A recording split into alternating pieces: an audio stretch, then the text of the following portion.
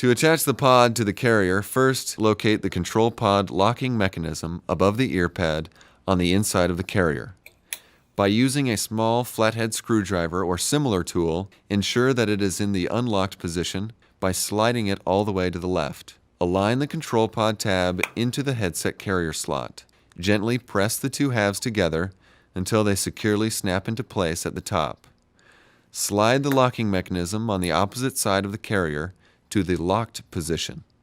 To detach the pod from the carrier, first remove the battery from the headset. Locate the control pod locking mechanism above the ear pad on the inside of the carrier. Using a small flathead screwdriver or similar tool, ensure that it is in the unlocked position by sliding it all the way to the left.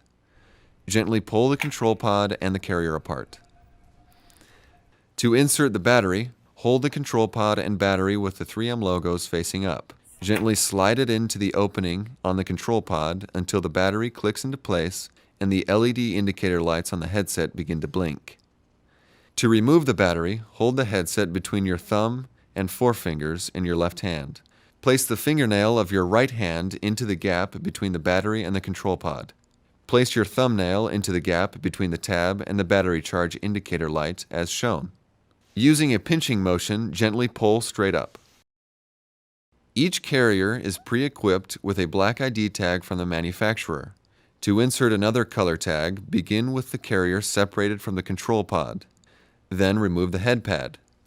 Using a small flathead screwdriver or similar tool, dislodge the black ID tag with a gentle pressing motion. Each ID tag has a notch. Align the notch of the chosen ID tag with the notch of the ID tag window. Gently press into place. Replace the head pad by gently pressing back into place.